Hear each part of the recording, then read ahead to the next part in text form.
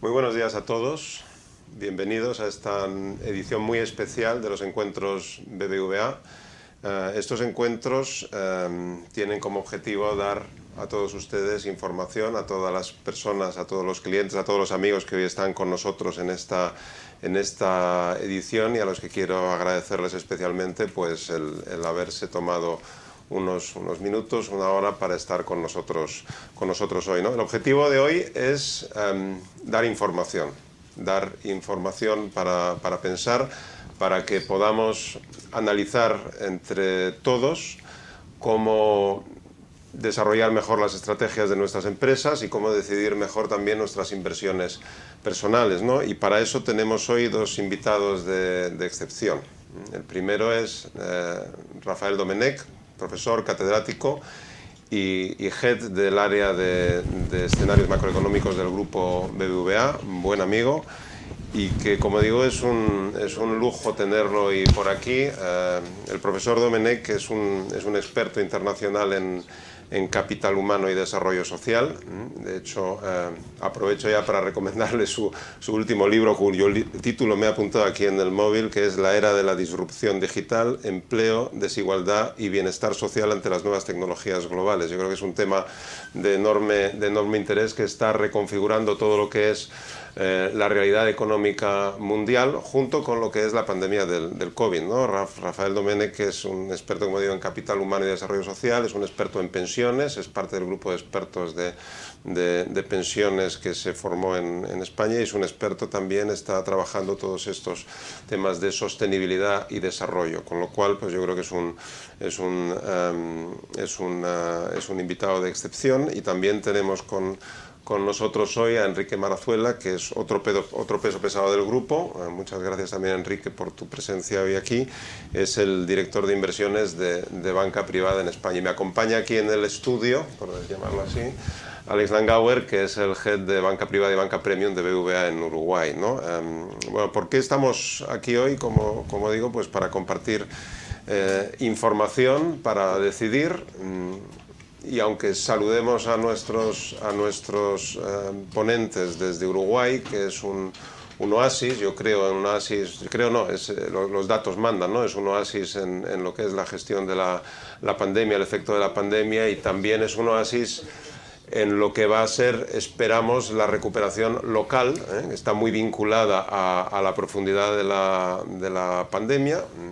No es el momento de profundizar aquí cuáles son las razones por las cuales Uruguay está transitado de esta forma excelente esta primera fase de la pandemia, pero yo creo que tiene mucho que ver dos elementos. El primero es la conciencia social de la población uruguaya, que se ha tomado muy en serio la existencia del virus y sus consecuencias, y también, por otro lado, yo creo que las decisiones que ha tomado el gobierno, ¿no? Que son decisiones que tienen que ser valientes, pero valiente no significa loco, significa basado en datos, y pues se han tomado decisiones rápidas, basadas en datos, y sobre todo con un respeto importante a la libertad individual y tratando a la población como adultos. Eso hace que hoy, pues si miramos en nuestros móviles aquí la aplicación que tenemos de coronavirus, que la tenemos mayoritariamente descargada en Uruguay, pues nos encontramos con la desgraciada cifra de 31 fallecidos desde que inició la pandemia, pero si hacemos una simple regla de 3 con otros países europeos, por ejemplo, pues estaríamos en Uruguay en esos estándares en el entorno de los 3.000 fallecidos. Yo creo que eso, más que cualquier comentario, yo creo que esos datos son absolutamente claros, ¿no? Pero bueno, oasis no significa inmunidad, y por tanto, sabiendo que el efecto de la pandemia ha sido mejor gestionado, menos profundo, y por tanto la salida de la crisis será más sencilla en el Uruguay que en el resto que en otros países del mundo, pues en lo que se refiere a la demanda interna, también es cierto que somos un país muy basado en las exportaciones, un país internacionalizado, y que lo que ocurre fuera nos influye, y nos influye muchísimo, ¿no? Y para poder decidir sobre nuestras estrategias empresariales y sobre nuestras inversiones personales en el tiempo que viene, es para lo que hemos organizado estos encuentros BBVA para todos ustedes. Y sin más, Rafa, pues te dejo la platea todo tuyo. Muchísimas gracias por acompañarnos hoy. Muchísimas gracias a todos los asistentes a esta conferencia. Es un auténtico privilegio poder compartir tiempo con todos ustedes para hacerles llegar cuáles son las previsiones de crecimiento económico que precisamente hoy hemos dado a conocer. Hoy hemos actualizado en las últimas semanas y hemos presentado globalmente. Y este es en parte también el motivo por lo menos al menos de mi presentación. Revisar con ustedes cuáles son las previsiones de crecimiento que tenemos para este año y para el año que viene en las principales economías mundiales, que como muy bien decía Alberto, aunque Uruguay ha gestionado particularmente bien la crisis sanitaria, es una pequeña economía abierta, muy dependiente de lo que ocurra en el resto del mundo y, por lo tanto, se va a ver afectada en la medida que esta crisis para Uruguay va a suponer un importante shock de demanda externa. Hemos preparado una presentación para todos ustedes y sin más pasamos a proyectarla. Sí, desde ahí está, muy bien. Yo les voy a ir señalando las páginas y vamos a ir a través de la presentación.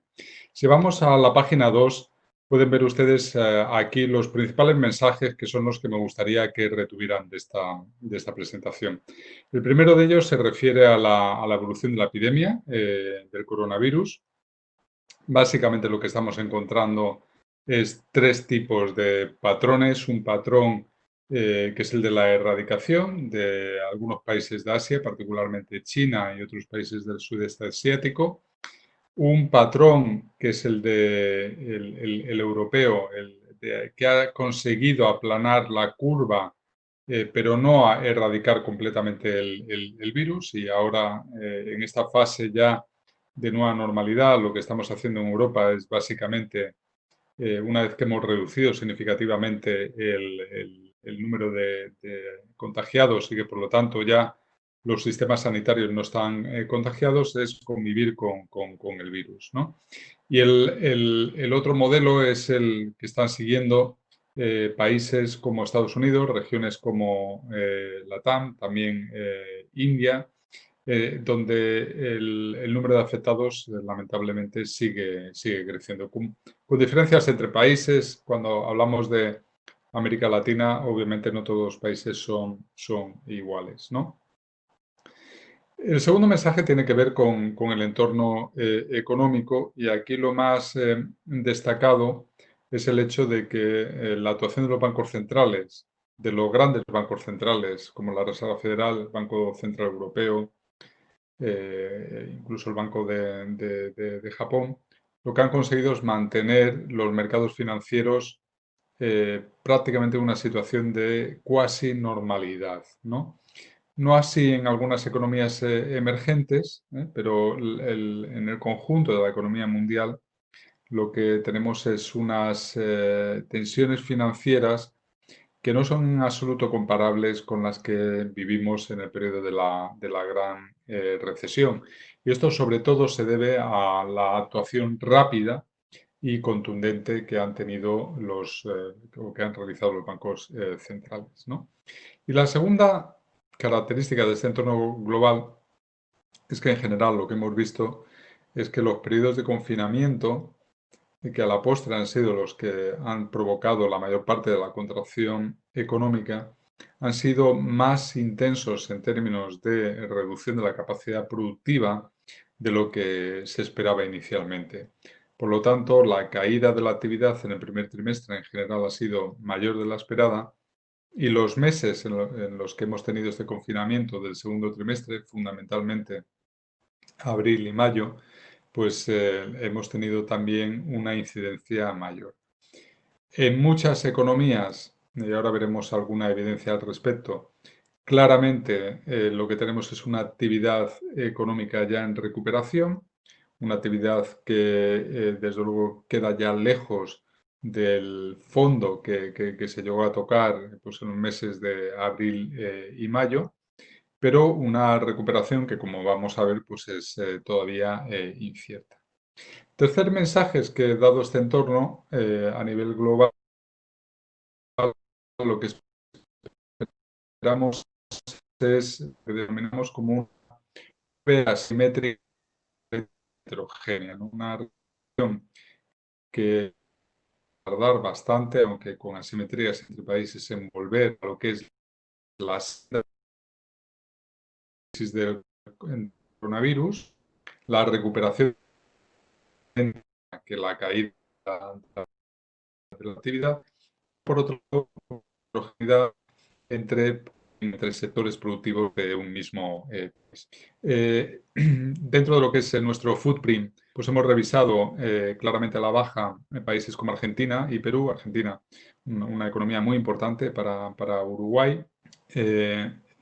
Luego hemos hecho una revisión moderada en países como España, México y Colombia, que básicamente lo que estamos haciendo en estas economías es incorporar a nuestro escenario macroeconómico la caída de la actividad que tuvo lugar en el primer trimestre del 2020 y la que hemos constatado que ha tenido lugar también durante el confinamiento. Y luego se mantienen, digamos que sin cambios, las previsiones de crecimiento de Turquía y de China. ¿Cuáles son los riesgos? Este es el cuarto mensaje con el que acabo esta introducción, ¿no? El primero de ellos es el sanitario. No sabemos muy bien todavía cuándo vamos a disponer de una vacuna, de tratamientos eficaces, de si va a haber un rebrote o no generalizado. Aunque no lo sabemos, nosotros apostamos, y es en lo que se basan nuestras previsiones, a que el rebrote que puede haber en otoño-invierno, desde luego no va a ser generalizado como el que hemos tenido esta primavera. Y esto es lo que nos permite dibujar más bien una V, aunque sea asimétrica, en lugar de una V doble, ¿no? Lo que esperamos es que los rebrotes que haya, que los habrá, que ya los está viendo, serán muy localizados y permitirán, por lo tanto, llevar a cabo medidas muy focalizadas y selectivas allá donde sea necesario, sin tener que imponer medidas de confinamiento generalizadas que perjudiquen la actividad económica de todo un país. Por otro lado, hay incertidumbres económicas sobre los efectos que la epidemia va a dejar en la economía. Algunos son de corto plazo, otros, como veremos, de más medio y largo plazo. Y luego hay riesgos de carácter geopolítico. Obviamente, lo que hemos visto es que en esta crisis de tipo sanitario pues ha habido un aumento de la tensión entre dos grandes potencias como son China y Estados Unidos. Bien, la primera parte de la presentación, la página 3, se dedica precisamente a cuál es este entorno global, ¿no? En la página 4 lo que tienen es cómo la pandemia ha ido evolucionando a lo largo del tiempo.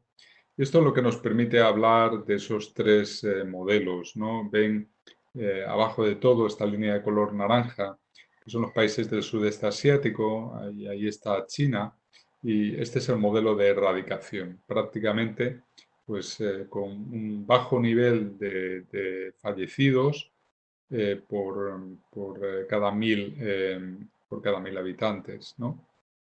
La estrategia de convivir con una pandemia controlada es un poco la que ha seguido Europa, la línea de color beige. Y luego, por otro lado, tenemos lo que está ocurriendo en Estados Unidos, en América Latina, y que es en estos momentos lo que está dando lugar a esa tendencia que sigue aumentando, que sigue teniendo tendencia positiva a nivel global, lo que está ocurriendo en Estados Unidos y LATAM. La página 5 lo que tienen es un indicador que nos permite a nosotros monitorizar lo que está pasando en tiempo real en términos de actividad económica día a día. La barra representa la situación actual por países, el punto significa el mínimo nivel de actividad que se alcanzó durante la pandemia, desde el mes de febrero, ¿no? Uruguay es el segundo país, empezando por la izquierda, Uruguay, pues en algún momento del tiempo tuvo una disminución de la movilidad equivalente a un 70%, y en estos momentos la disminución de la movilidad pues es una de las menores en el mundo, es aproximadamente de un 10%, en parte debido a que, como ha apuntado muy oportunamente Alberto, pues tiene en estos momentos es un ejemplo de éxito, de una incidencia muy reducida, ¿no?, en comparación con otros países. Ven que hay economías de muy diverso tipo. Dentro de Europa destaca lo bien que lo ha hecho a niveles muy parecidos a los de Uruguay a Alemania. En el otro extremo, pues tenemos países como Francia, Italia o España, que han necesitado medidas de confinamiento muy estrictas y que han provocado una reducción de la movilidad muy grande, ¿no? Ven que otros países, como es el caso de Estados Unidos, pues en su momento a lo mejor tuvieron que aplicar medidas de confinamiento menos estricto, pero sin embargo la movilidad se ha terminado reduciendo en estos momentos tanto o más que en otros países, sencillamente porque la demanda, digamos, son los consumidores, son las personas, son los ciudadanos los que terminan cambiando de hábitos, aunque las autoridades no lo hagan. Y uno de los países donde lamentablemente la incidencia de la crisis ha sido mayor es, como pueden ver a la derecha de todo, el caso de Perú. Perú tuvo que limitar la actividad en un 90% e incluso a fecha de hoy la actividad se encuentra limitada en un 50%. Perú va a ser de las economías de América Latina la que va a sufrir en mayor medida. En la página 6 lo que tienen es la evolución de los PMIs. Esa evolución en general apunta a una recuperación en V con cierta asimetría. Lo que pasa es que aquí hay que ser cuidadosos en lo que indica la reducción de los PMIs, ¿no? En el caso de China, si nos vamos a febrero del 2020, ese indicador lo que viene a decirnos es que cuando está en un nivel 30, significa que el 70% de las empresas, de los gestores de compras que han contestado a esta encuesta, han visto un declive en su nivel de peticiones, de solicitudes, de órdenes con respecto al mes anterior, con respecto al mayo. Que ese nivel vuelva otra vez a 50 en el mes de marzo significa que con respecto a febrero del 2020, cuando la actividad prácticamente se vio resentida y alcanzó niveles mínimos, poco más de un 50% han visto recuperar la actividad, pero no nos dice nada sobre la intensidad de esa recuperación, ¿no? Por eso digo que hay que tener cuidado, porque esto es, si se quiere, más una indicación de tipo cualitativo que una de tipo cuantitativo, ¿no? ¿Cuántas empresas ven declinar la actividad productiva? ¿Cuántos la ven recuperar? Pero no nos dicen qué intensidad su actividad en marzo, abril, mayo o incluso el último dato disponible, junio, cómo compara con respecto al nivel que llegó a alcanzar en febrero de este año. Bueno, como ven, con cierto decalaje a lo largo del tiempo, pues ven que cada vez estamos más cerca de volver a una situación de normalidad en la que las empresas pues están o bien en una situación neutral o incluso viendo aumentar sus pedidos, ¿no? Con la única excepción en general, las economías emergentes que van con más retraso. En la página 7, lo que pueden ver, que esto sí que es una medida más de tipo cuantitativo, es, por un lado, en lo que son las ventas minoristas, que es la línea de color azul oscuro, y por otro lado, la línea verde, que es la producción industrial, cómo está evolucionando la actividad. Entonces, la producción industrial en China sí que está recuperada. Ven que las ventas minoristas no, todavía están prácticamente un 10% por debajo de lo que sería la situación previa a la crisis del coronavirus. En la eurozona, donde veíamos que ya prácticamente los PMIs estaban ya en una situación de normalidad, ven que ese indicador cualitativo en términos cuantitativos nos dice que la recuperación ha comenzado, pero que todavía estamos lejos de volver a los niveles de normalidad. Y en el caso de Estados Unidos, ven que incluso la recuperación en términos de producción industrial pues no avanza, prácticamente no se ha producido recuperación y algunos indicadores más térmicos que vamos conociendo en el mercado de trabajo lo que nos indican es que ha habido cierta reversión, es decir, el mercado de trabajo estaba ya normalizándose y ha vuelto a empeorar como resultado de esta nueva aceleración del número de contagiados. Y donde la situación pues dista bastante de normalizarse en términos cuantitativos es en las economías emergentes. En la página 8 de la presentación lo que pueden ver es una imagen bastante distinta en términos de tensiones financieras. Este es un indicador que construimos en el Servicio de Estudios de BBVA que lo que hace es resumir en un único indicador de tensiones financieras un conjunto muy amplio de variables que tratan de reflejar esas tensiones en los mercados financieros. Se ve claramente cómo a partir de febrero, los meses de marzo, fundamentalmente el mes de marzo en menor medida abril, se produce un repunte muy importante en las tensiones financieras, pero ven cómo ya en los niveles actuales, si no han vuelto todavía a los niveles que observábamos en el mes de enero, en el caso de las economías avanzadas está ya cerca de hacerlo. En el caso de las economías emergentes está más lejos. ¿A qué se debe esta reversión, ¿no?, de esta normalización de las tensiones financieras, sobre todo en el caso de las economías avanzadas? Pues como decía en la introducción, a una fuerte actuación de la política monetaria por parte de los principales bancos centrales, ¿no?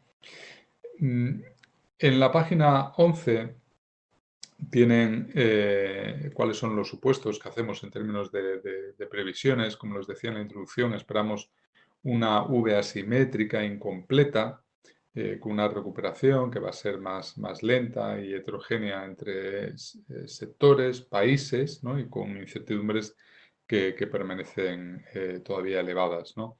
Los supuestos que estamos haciendo es que, en primer lugar, lo que es la crisis sanitaria en general, en buena parte de las economías, va a permanecer bajo control, que no se va, un control relativo, que no se va a volver a producir un contagio generalizado que dé lugar a un confinamiento estricto como el que vimos en primavera. Y por otro lado, que en algún momento a lo largo del próximo año habrá un tratamiento medianamente efectivo, ¿no? Y que por lo tanto, pues en el horizonte de previsión para este año 2020 y para 2021 podemos en principio descartar en nuestro escenario base esa posibilidad de confinamiento. El supuesto en términos de política económica, de medidas de política económica, es que los países, los bancos centrales, van a tomar medidas adicionales si fuera necesario. El margen es menor, pero todavía hay margen y si fuera necesario llevarán a cabo la adopción de esas medidas adicionales. El tercer supuesto tiene que ver con los mercados financieros, donde no esperamos tensiones adicionales, pensamos que lo peor ha pasado. Y el cuarto supuesto tiene que ver con las implicaciones que todo esto tiene sobre la actividad económica y es el de esta recuperación incompleta, al menos hasta que un tratamiento efectivo esté totalmente disponible. Con todo ello, en la página 12, pues tienen lo que son nuestras previsiones económicas en términos de rango, ¿no? Para Estados Unidos, pues esperamos una caída de la actividad este año que va a estar alrededor del 4%, aunque no es descartable que pueda ser incluso algo superior, con una recuperación en el entorno del 5% el año que viene, ¿no? En China esperamos crecimiento en el entorno del 1% este año, del 4,5% el próximo año. En la eurozona tenemos prevista dentro de un rango entre el 7 y el 11% una caída del 8%, con una recuperación entre el 3,5 y el 7,5. Y bueno, pues en el resto de columnas pueden ver las previsiones que tenemos. Por el momento no hemos actualizado todavía la previsión de crecimiento de Uruguay. La última previsión que seguimos teniendo fue la que publicamos en mayo, con una caída del 3%, aunque posiblemente con la revisión a la baja de todas estas economías, de las grandes economías, o las grandes áreas económicas a nivel mundial y del resto de países de grandes economías del footprint, pues habrá que estar atentos a los últimos indicadores para ver si amerita o no hacer un cambio de esa previsión que, como recuerdan, pues preveíamos una caída de la actividad económica del 3%, que comparado con lo que se presenta en esta lámina, pues es claramente un escenario muchísimo mejor en términos relativos, ¿no? En la página 13 tienen las previsiones de crecimiento económico y la forma de la salida en V para Estados Unidos. Como les decía, para 2020 tenemos una previsión puntual del 5%, con un rango de variación entre el -7 y el -4%, un 3,5% de recuperación. Claro, el problema, un poco la maldición de los números, es que una vez que la economía cae un 5%, cuidado que en el segundo trimestre de este año estamos hablando de una caída mucho mayor. Lo que pasa que, teniendo en cuenta la recuperación del tercero y el cuarto trimestre, pues en el conjunto del año la caída es solo del 5%. Pero claro, una vez que la economía cae un 5%, el que vuelva a crecer un 3,5, que ya es un punto y medio inferior, sobre una base que también es inferior, esto nos abre una brecha que, como ven ahí en la parte derecha del gráfico, es aproximadamente de un 5% con respecto a lo que sería la senda de crecimiento sin la crisis del coronavirus, ¿no? Los riesgos básicamente permanecen. No hay que descartar que la pandemia pues, no acabe siendo totalmente controlada, que las protestas sociales vayan en aumento, al igual que las tensiones sociales, y no debemos olvidar que este es un año de elecciones presidenciales en Estados Unidos, ¿no? Como saben, las encuestas en estos momentos dan aproximadamente una ventaja de 3-1 de Biden con respecto a Trump, y por lo tanto pues habrá que estar muy atentos a la evolución de la situación política, social, también económica durante el segundo semestre de este año, ¿no? En la página 14 tienen las previsiones para la economía china, una economía que va a crecer este año y el año que viene, pero claro, a pesar de haber erradicado la pandemia, al menos por el momento, va a crecer solo un 2%, una economía que venía de crecer un 5,5%, por lo tanto estamos hablando también de una rebaja sustancial, ¿no?, para lo que son los estándares de la economía china. Y aquí lo más curioso que le llama la atención a ustedes en este gráfico es que, aunque esperamos una recuperación en términos de nivel de vuelta a lo que sería la senda de crecimiento en el cuarto trimestre de este año, ven que a lo largo del 2021 se vuelve a abrir esa brecha, porque la economía china tampoco es inmune a lo que pasa en la economía mundial, con dos economías tan importantes para China como son Estados Unidos y como es la eurozona, que van a tener una brecha. Por lo tanto, de alguna manera, esa brecha de ese 4% es una brecha importada para China de las economías avanzadas, ¿no? Para la eurozona, en la página 15, como ven, pues dada la intensidad del confinamiento, pues estamos hablando de una caída que, en términos acumulados en el segundo trimestre de este año, pues ha sido, según nuestras estimaciones, equivalente a un 16%. La recuperación económica, pues aunque es bastante intensa, sobre todo en la segunda mitad de este año, no consigue cerrar esa brecha del 4%, que es la misma que se termina abriendo en el caso de China, ¿no?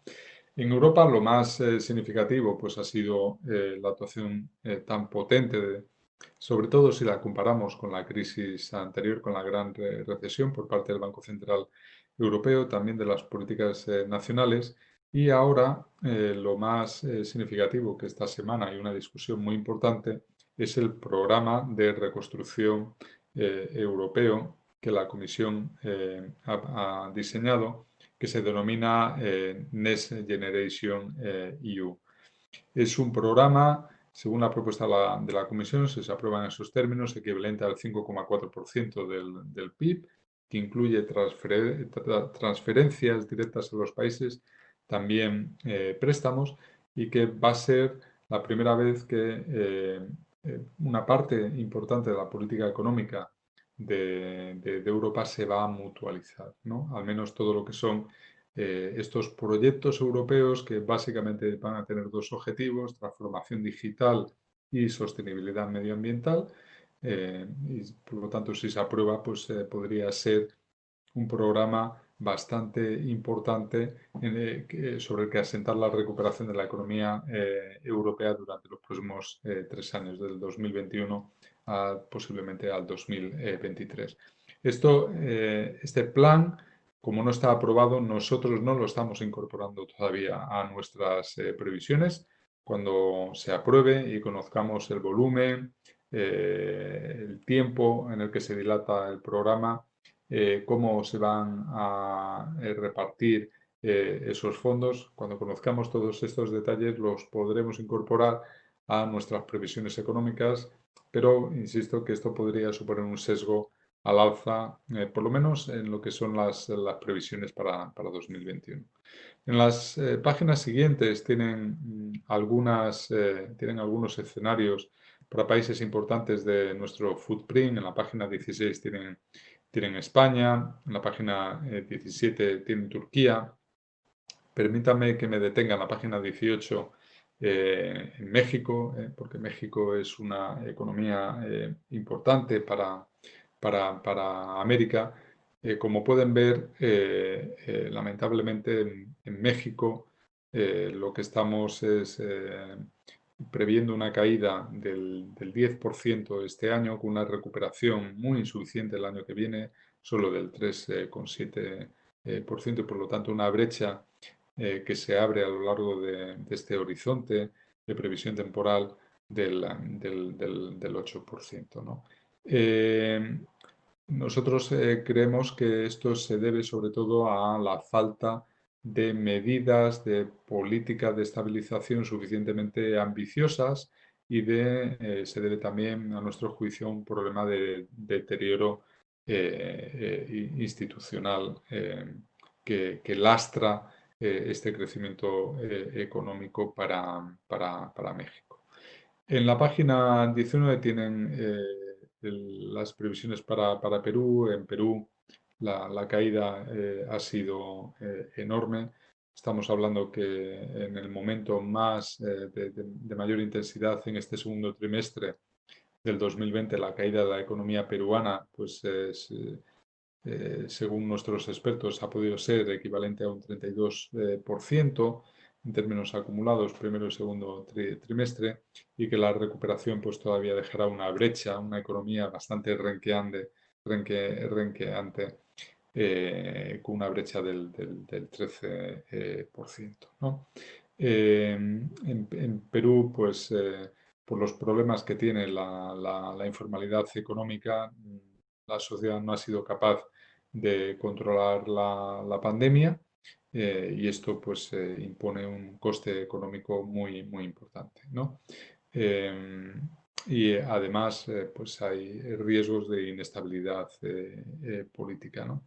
En Colombia, otra economía importante de la región, tenemos una previsión de crecimiento, de caída del PIB del 7,5% este año, una recuperación del 5,5%, una brecha del 8%, y también un país que en este caso muy importante para Uruguay, en la página 21, que es el caso de Argentina, ¿no? Donde a Argentina se une el efecto de la crisis económica que ya traía de antes de la crisis sanitaria a la estricta crisis sanitaria con problemas bien conocidos de gestión macroeconómica, ¿no? Para poder controlar la inflación, el déficit público y otros desequilibrios macroeconómicos, ¿no? Por lo tanto, lo que tenemos es una economía que, aunque tiene un rebote, como no puede ser de otra manera, ¿no?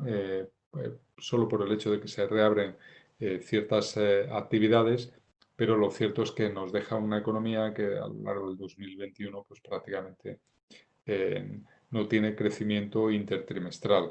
Va a tener un crecimiento anual, sencillamente porque la comparación de 4 trimestres planos con una V como la que hemos tenido en el segundo trimestre del 2020, pues genera este efecto de un crecimiento del 5,2%, pero en realidad es devolver a la economía a un escalón en el que prácticamente se queda con una brecha del 7%. Bien, en la página 22 tienen las previsiones de las implicaciones que todo esto tiene sobre el precio del petróleo, que de acuerdo a nuestra horizonte de previsión, pues este año va a estar en $41 el barril, 50 el próximo año, y por lo tanto, bueno, pues es una caída importante fundamentalmente por la fuerte contracción de la demanda económica a nivel mundial. Y ya para ir acabando, en la página 23, lo que tienen son los elementos de lo que nos permitirían diseñar o dibujar un escenario de riesgos que ya he señalado en la introducción. Por un lado están los riesgos o las incertidumbres de naturaleza epidemiológica, sobre la posibilidad de que volvamos a tener un rebrote, que no se acabe de controlar bien la pandemia, ¿no? Que tengamos pues, oleadas de infección, de confinamiento, incertidumbres también sobre la efectividad y la disponibilidad de la vacuna y del tratamiento, ¿no? Yo les decía, ¿no?, que en nuestro escenario de previsión, este escenario base, no contemplamos que vuelva a producirse nuevas tensiones financieras. Esto sí que podría ocurrir en un escenario de riesgo, y aquí el problema sería que ese aumento de las tensiones financieras diera lugar a una salida de flujos de capitales de los países emergentes haciendo un flight to quality, ¿no?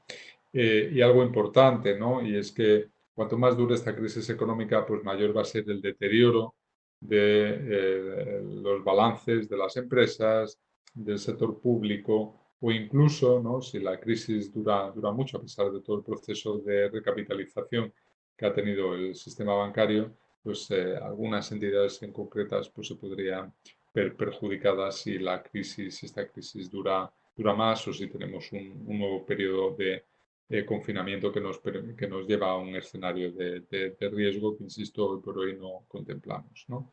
Luego están las incertidumbres de tipo económico sobre la efectividad de las políticas económicas implementadas, sobre la disrupción que la crisis puede tener sobre algunos sectores, particularmente el turismo. Incertidumbres también sobre los efectos permanentes o muy duraderos que puede tener sobre el crecimiento potencial, sobre el desempleo estructural, o incluso sobre la evolución de la inflación. Ya saben ustedes que durante estos últimos meses ha habido un debate muy intenso entre si, por un lado, los que defendían que esta crisis es una crisis de oferta que nos lleva inevitablemente a un riesgo de inflación, y por otro lado, pues estaban aquellos que proponían que en el caso de la inflación lo determinante va a ser la caída de la demanda, y que por lo tanto es más probable un escenario de inflación que no, ¿no? La interpretación que hacemos nosotros es que las dos cosas van a ocurrir al mismo tiempo, que lo que ya estamos viendo, de hecho, es un cambio de precios relativos, pero que no vamos a tener ni un riesgo de inflación generalizada, tampoco uno de deflación. Y luego, por otro lado, pues están las incertidumbres de tipo geopolítico, que tienen que ver básicamente con las tensiones entre Estados Unidos y China, el riesgo de proteccionismo, que algunos países pues traten de llevar a cabo políticas económicas que signifiquen, aunque sea en una proporción reducida, una pequeña vuelta o un tic autárquico, ¿no? Y, por supuesto, están todos estos conflictos sociales, ¿no? Revueltas, etcétera, que hemos visto, que se juntan en algunos casos en Estados Unidos, este movimiento con el Black Lives Matter, ¿no? Se juntan en un momento de crisis, hace más fácil que este tipo de conflictos sociales, pues en momentos de crisis económica profunda, pues puedan surgir, ¿no? La reacción que puedan tener algunas sociedades o la tentación hacia movimientos de naturaleza política populista, ¿no?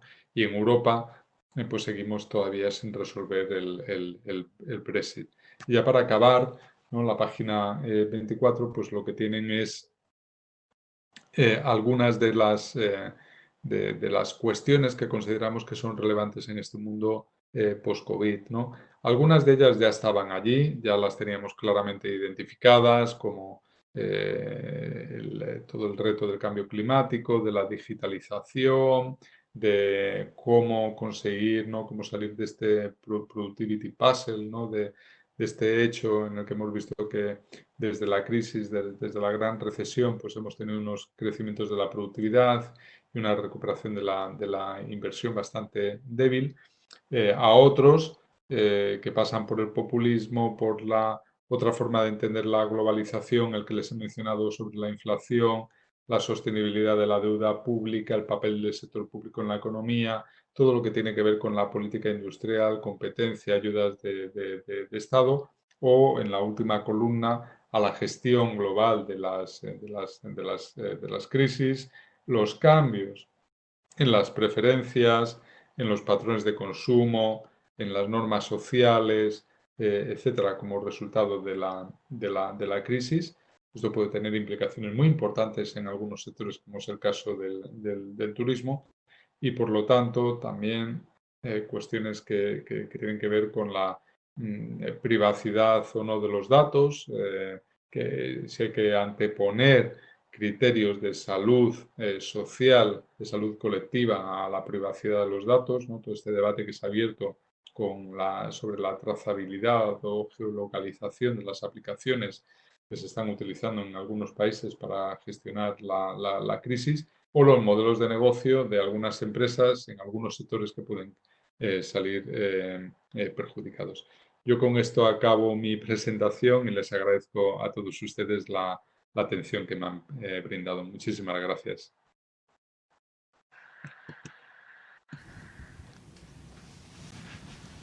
Gracias, Rafael.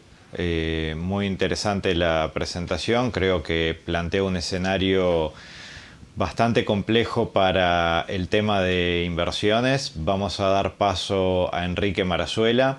Enrique, me voy a quedar con algunos de los mensajes de Rafael que creo que te van a dar pie. Alta incertidumbre, la posibilidad de escenarios alternativos dados por sucesos que no tenemos una manera de predecir, como la existencia de la vacuna o no. Así que un escenario bien interesante para saber dónde pueden estar las oportunidades y riesgos después de meses en los que mercados hemos visto capaz que un adelantamiento al ciclo económico y una recuperación de índices de bolsa desde una caída casi sin precedentes, pero donde algunos sectores no han vuelto todavía y donde tenemos un escenario por delante que esperamos que nos ayudes a aclarar. Así que, bueno, doy paso a Enrique Marazuela, director de inversiones para Banca Privada de BBVA España. Bueno, lo primero, muchísimas gracias por la oportunidad que nos dais de compartir con vosotros la visión que tenemos sobre las distintas clases de activos. Y aunque tratamos de tener una visión universal, yo creo que al final todas las bancas privadas añadimos, bueno, un poco nuestro sabor local. Entonces, en ese sentido, pido mil perdones por si alguna parte de mi exposición tiene ese sabor local. Yo creo que al final todo esto con la visión de Alexander Langenauer, pues conseguiremos, yo creo que satisfacerles. Alex apuntaba antes algo que yo considero muy importante, es decir, que estamos en un entorno de incertidumbre. Es verdad que tenemos que trabajar siempre en entornos de incertidumbre, pero esta vez un tanto reforzado. En primer lugar, pues porque la pandemia nos va a determinar completamente cuál va a ser el devenir de la economía, por una parte, y los mercados financieros, por otra. Y no tenemos certezas con respecto a la pandemia. Pensamos que la tenemos contenida, más que controlada, porque hay algunas zonas del mundo que están descontroladas, pero no sabemos si va a aparecer un remedio o una vacuna, es decir, que estamos inmersos en mucha incertidumbre.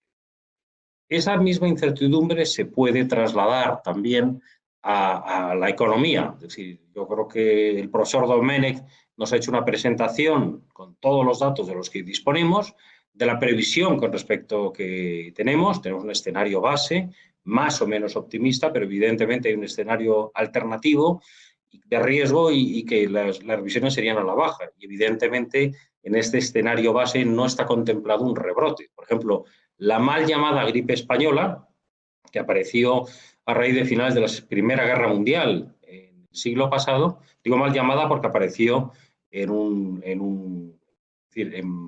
de los campamentos de los combatientes de los anglosajones. Bueno, pues tuvo varios rebrotes como consecuencia de la mutación del virus. Todo lo que se había avanzado en medicina o en farmacología no servía para nada. Esperemos, crucemos los dedos, que esto no sea el caso. Es decir, no tenemos la misma robustez, pero yo creo que aceptemos todos estos escenarios bases, construyamos sobre esto nuestra estrategia de inversión y sobre eso vayamos a incidir. Desde el lado económico, yo, además de todas las menciones que ha hecho el profesor Domenech, él ha hecho una breve, pero yo creo que es muy importante, es decir, es hablar de inflación. ¿Por qué? Pues porque lo que tenemos que hacer en banca privada básicamente es preservar el patrimonio de nuestros clientes, pero no nominalmente, sino en su capacidad adquisitiva. Y en esa capacidad adquisitiva, evidentemente, la inflación tiene un papel fundamental. Para hablar de las grandes tendencias de inflación, yo haría referencia a dónde va a estar la inflación en Estados Unidos y dónde va a estar en Europa. En la última década, evidentemente, especialmente en Europa, ha estado por debajo de los objetivos del Banco Central Europeo. En este punto, tanto el Banco Central Europeo como la Reserva Federal comparten el mismo objetivo de inflación, el 2,0%, y hay un gran debate en el mundo económico. Luego, si acaso en las preguntas respondemos a sus inquietudes, sobre todo porque tengo la tranquilidad que no seré yo, sino que será el profesor Domenech el encargado de responder. Pero el consenso, es decir, hay un gran debate en si vamos a tener un comportamiento de una inflación contenida, similar a la anterior década, o si vamos a ir a unas cifras de inflación más en línea con los objetivos, no disparada, pero sí en línea con los objetivos de los bancos centrales, que como les decía antes era ese 2,0%. El consenso de economistas a nivel global, aquí ese consenso está muy personificado por Olivier Blanchard, el que era antiguo economista jefe del Fondo Monetario Internacional, apunta que tendremos un comportamiento parecido a la anterior década. Nosotros creemos que se va a acercar más entre ese 2,0%. Creo que es importante tenerlo en cuenta porque esto, desde luego, nos coloca en una situación un tanto exigente desde el lado de las. En el frente de los bancos centrales, y aquí usamos, es decir, tenemos una previsión, pero recientemente unas declaraciones, el presidente de la Reserva Federal las ha ratificado, la previsión que tenemos es que no vamos a ver movimientos de tipos de interés hasta bien entrado el año 2023. Es decir, él ha anunciado que hasta el año 2022 no va a haber movimientos de tipos de interés. Desde luego, si no se mueven en Estados Unidos, tampoco es previsible que se vayan a mover en Europa. Y tendremos una política monetaria, además, caracterizada por dos grandes rasgos. En primer lugar, en la vía de cantidades, una abundancia de liquidez con compra no solamente de bonos gubernamentales, sino también de bonos corporativos. Yo creo que es algo importante que vamos a tener en cuenta cuando hagamos nuestras previsiones con respecto a las distintas clases de activos, en primer lugar, y luego por la vía de precios, niveles de tipos de interés similares a los actuales, que prácticamente estamos hablando de niveles cero, aunque el Banco Central Europeo tenga rentabilidades negativas en algún tipo de rentabilidad de tasa rectora. Con lo cual yo creo que es importante tener esto en cuenta. Y ponemos la página 5, que yo creo que sería bueno, si podéis hacerlo, por favor, de mi presentación. Aquí mostramos cuál ha sido la evolución de los mercados. A la izquierda tenemos la renta variable y a la derecha tenemos la deuda a nivel global.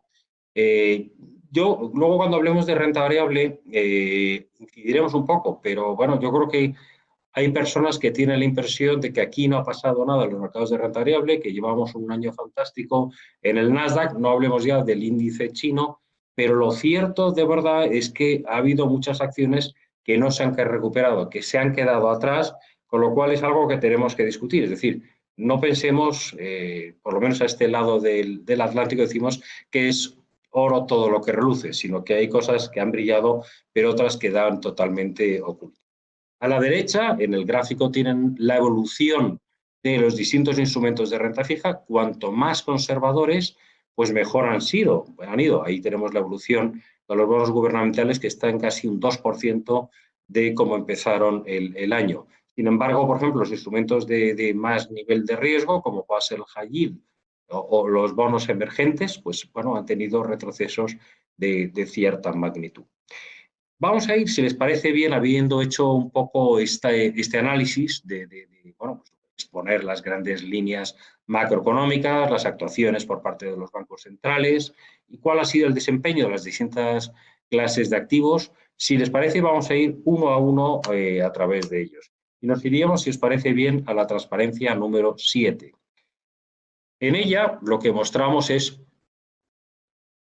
cómo están en estos momentos las rentabilidades del bono alemán, que es un poco llamativo. Los bonos alemanes, prácticamente toda la curva, cuando hablamos de curva nos referimos a los distintos vencimientos de bonos, depende del día que miremos si el 30 años está en rentabilidad positiva o negativa, pero prácticamente podemos decir que toda la curva tiene rentabilidades negativas, es decir, y estas van desde un menos 0,65, menos 0,70 en el plazo de 2 años, exactamente ahora mismo está en menos 0,68, hasta el menos 0,45, 0,50 del 10 años. Insisto, rentabilidades negativas todas ellas.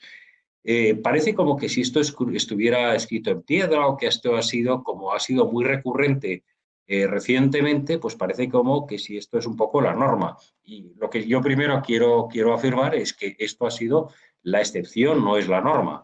En el gráfico que les mostramos, el gráfico de la izquierda muestra el desempeño, es decir, la rentabilidad del bono a 10 años, está en color verde y en color azul el 2 años.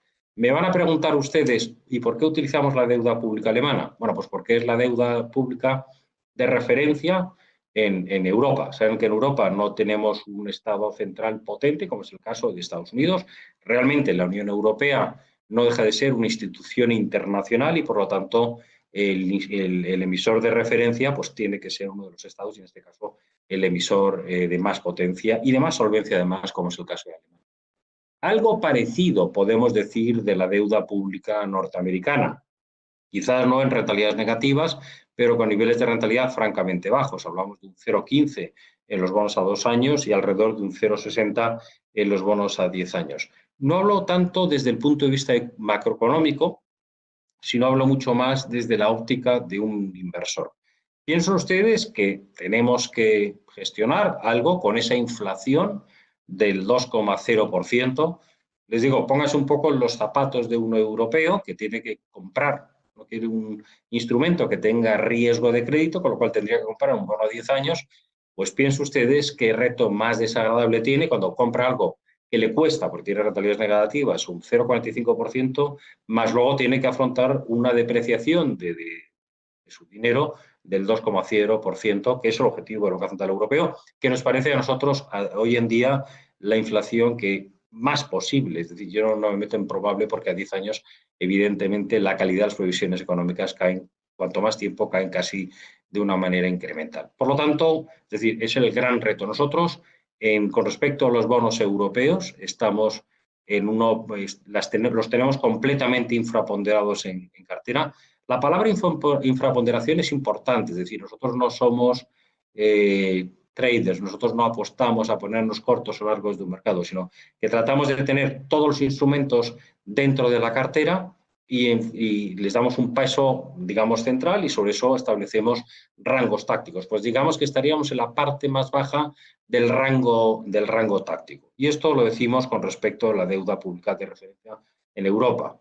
Muchos de ustedes tienen también, me imagino que posiciones no solamente en euros o no tienen solamente la referencia de España, sino de Italia con respecto a la deuda periférica. Cuidado que la deuda periférica en Europa es un poco peligrosa. En el gráfico que tienen ahora mismo les estamos mostrando, ven ustedes que estamos en niveles mucho más bajos que cuando tuvimos de verdad la crisis soberana en Europa. Estamos mucho más bajos, los niveles actuales, digamos que no encajan con la rentabilidad que le pediría un inversor normal, por ejemplo, a España o a Italia, por la diferencia de calidad macroeconómica y, por lo tanto, cuidado, que esto responde a dos razones. En primer lugar, porque en Europa estamos en entorno de tipos de interés excesivamente bajos y, bueno, cualquier diferencial es suficientemente atractivo. Y, en segundo lugar, por las compras por parte del Banco Central Europeo. Pero que cuando salgamos de este entorno tendremos un doble castigo en el precio de este tipo de bonos. En primer lugar, por la rentabilidad, la subida de la rentabilidad del bono alemán, porque salimos de este ecosistema de tipos bajos. Y, en segundo lugar, por esa ampliación de la prima que no se corresponde con parámetros económicos. Si nos vamos a la página 9, iríamos al siguiente instrumento que nosotros utilizamos para construir las carteras, que son los bonos de compañías privadas, por eso les llamamos los bonos corporativos, también se les llama genéricamente crédito, y aquí hay dos mundos. En primer lugar, entre aquellas compañías que tienen una calificación crediticia BBB o superior, que son los que se llaman grado de inversión, y luego los de high yield que veremos a continuación. Bueno, aquí tenemos la evolución de cómo del diferencial frente a la deuda pública.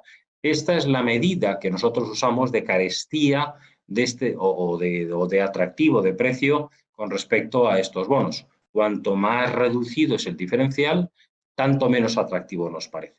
Y aquí, para no tener una visión muy en el corto plazo, les tratamos de dar una visión de qué ha ocurrido en los últimos 6-7 años. Y como verán, este diferencial evidentemente tuvo una reacción muy al alza en los primeros momentos de incertidumbre, cuando la pandemia salta de Asia a Europa, que ya parecía que estaba totalmente descontrolada, que no sabíamos, incluso no teníamos ninguna referencia, y como verán, se ha ido reduciendo pues, hasta niveles de 61 puntos básicos, casi 62 en Europa, y de aproximadamente casi 75 en Estados Unidos.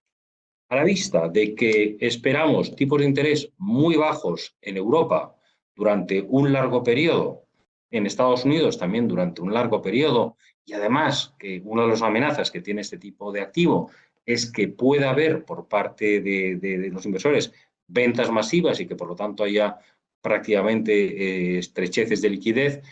Teniendo en cuenta que los bancos centrales están comprando, pues nos parece, en términos de rentabilidad y riesgo, una de las opciones más atractivas y aceptando incluso estos diferenciales, que como verán ustedes, son algo más elevados de los que teníamos antes de la pandemia y que responden quizás a esa incertidumbre.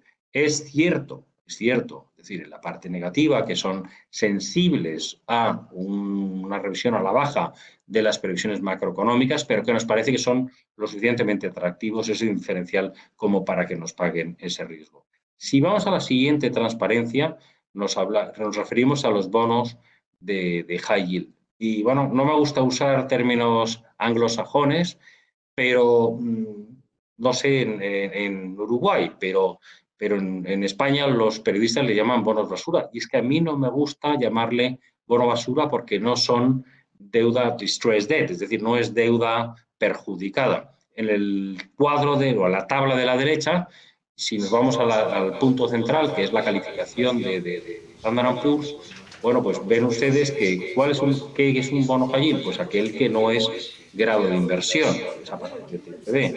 Pero claro, la graduación que tenemos desde W hasta D, que es un grado, es el default, es un bono en quiebra, pues evidentemente, desde luego hay muchísimo color. Y sobre todo cuando se conoce el interior de los índices, pues se sabe que una parte importante está en el territorio W, B simple y algo de triple C. Ya luego por debajo de triple C hay muy poco. Bueno, no me quería ir tanto a temas didácticos, sino bueno, era un poco porque he utilizado el término anglosajón, pero nos vamos al gráfico de la izquierda. Y evidentemente me van a decir ustedes que bueno, las actividades son atractivas en media histórica. Es cierto. Y en eso yo creo que es algo que les da un cierto atractivo.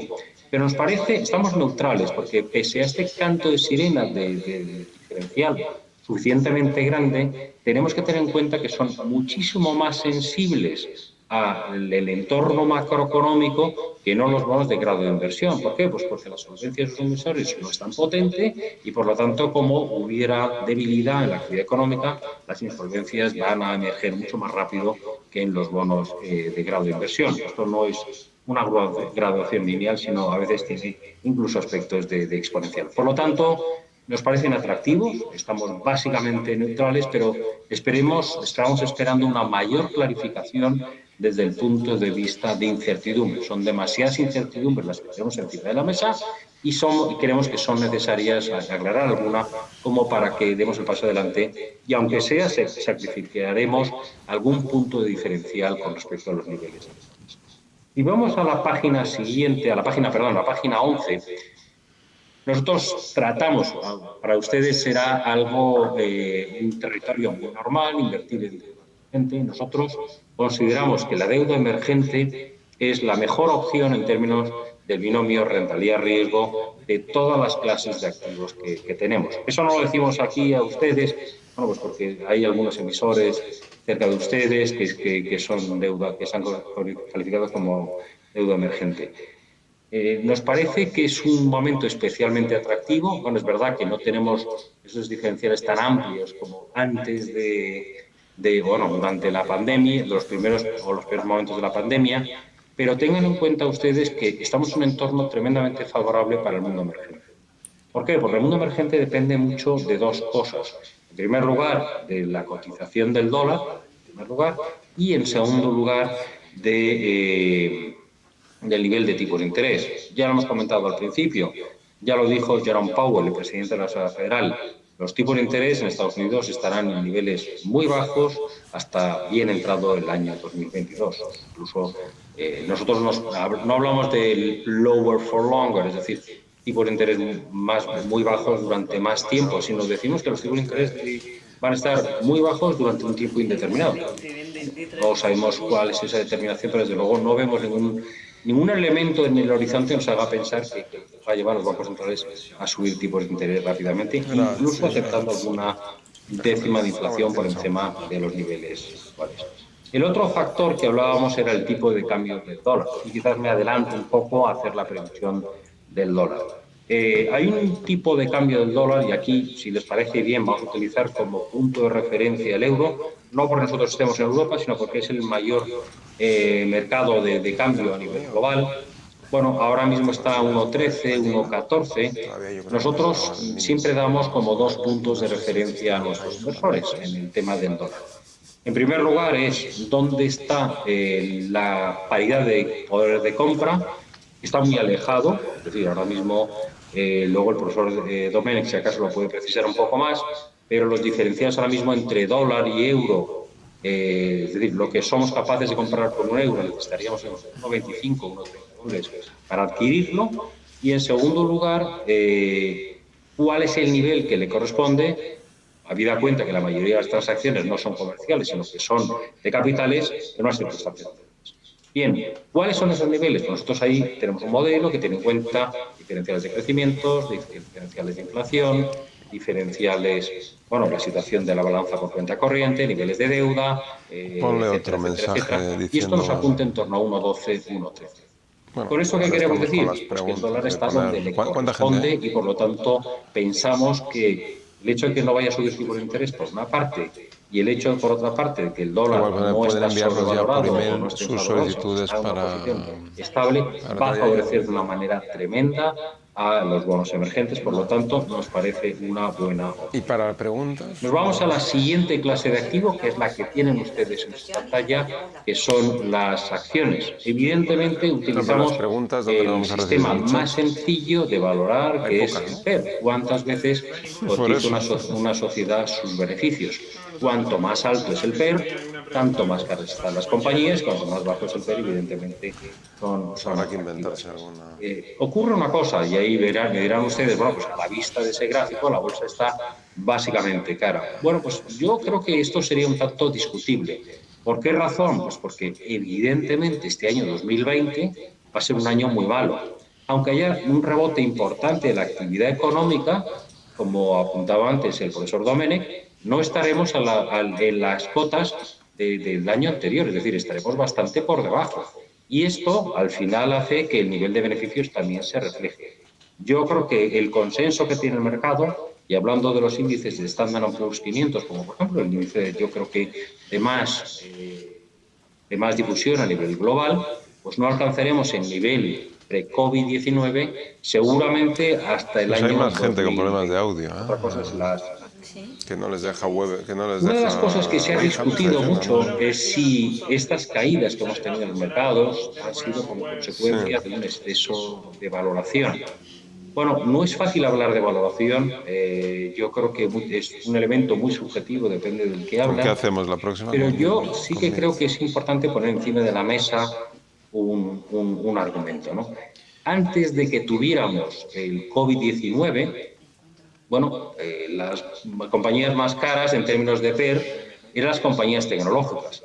Estas, desde luego, después de que haya venido el COVID-19, desde luego no se han hundido excesivamente mucho las cotizaciones, bueno, quizás se han comportado como el mercado, pero luego la recuperación ha sido espectacular. Es decir, esta caída de precios en la renta variable ha sido totalmente distinta a la que vimos con la burbuja tecnológica de finales del siglo XX, principios del siglo XXI. Por lo tanto, nosotros pensamos que la bolsa antes, y esto insisto, que es un tema subjetivo, que nos podemos equivocar, pero sí que queremos compartir con ustedes nuestro punto de vista. No pensamos que la bolsa venía de niveles excesivamente altos de cotización, en primer lugar.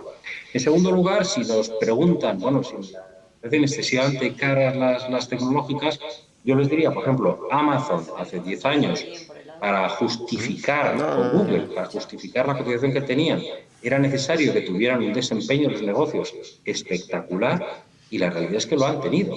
Y además pensemos que las tecnológicas tienen algunas particularidades. En primer lugar, que traen muchos beneficios de antes que no estaban dentro de la bolsa. Por ejemplo, Inditex, la gran multinacional española de moda, ha hecho, por lo menos en Europa, ha hecho desaparecer lo que nosotros llamamos las tiendas de moda de barrio. O, por ejemplo, Amazon. Bueno, ha traído a bolsa muchos beneficios es una pena que desaparezca el pequeño comercio, pero muchos pequeños comercios que lo que ha hecho ha sido dejar en una compañía cotizada globalmente beneficios que antes estaban fuera totalmente de la bolsa. Es decir, que van trayendo beneficios. Y además, luego otra cosa importante en las tecnológicas, y es que, como la canción aquella de ABBA, The Winner Takes It All, es decir, el que gana se lo queda absolutamente todo. Tiene un comportamiento similar a una compañía casi monopolística. Por lo tanto, nosotros no somos escépticos con respecto de las tecnológicas. Sí les diríamos, cuidado, que no es oro, como decíamos antes, todo lo que reluce. Ha habido comportamientos muy discrepantes. Hemos visto, bueno, pues compañías como los índices de China con un desempeño espectacular. Es decir, bueno, cayó a 3.500, pero está ahora mismo a 4.800 en sus máximos históricos. En el Nasdaq está en sus máximos históricos. Nosotros lo que aconsejamos a los clientes, en primer lugar, es que en tiempos de incertidumbre, desde luego, actúen como nos aconseja la ciencia financiera, y es por la máxima diversificación. Es decir, de las pocas cosas que sabemos en finanzas, la primera es que apenas sabemos nada a ciencia cierta. Es que estamos en un mundo de incertidumbre, no estamos en un mundo de certeza, y por lo tanto tenemos que utilizar las herramientas de la incertidumbre y no de la certeza.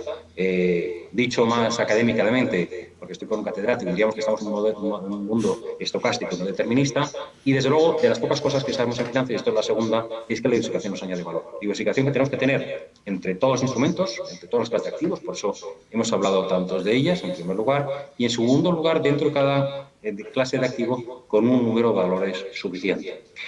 En ese sentido, en la diversificación, yo creo que, Alex, luego si acaso lo discutimos, pero sí nos parece que es importante aconsejar a los clientes que su posición de partida no esté influenciada por sus sesgos geográficos.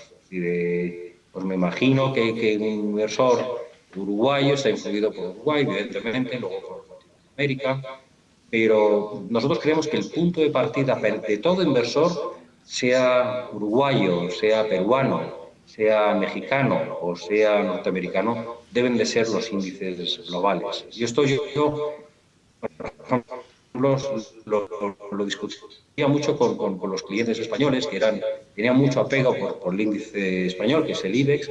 Piensen ustedes que desde la gran crisis financiera de finales desde el verano de 2007, es cuando marcaron quizás un poco el inicio.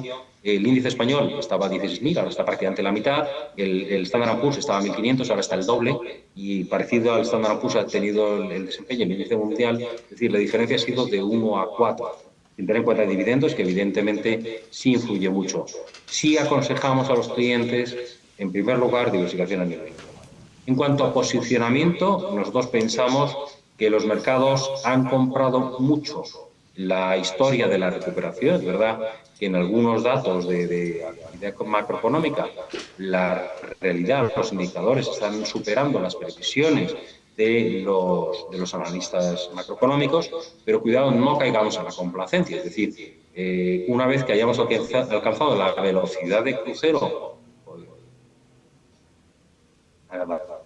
adaptados a la nueva normalidad, habrá una brecha desde los niveles que teníamos pre-COVID-19 hasta la situación actual.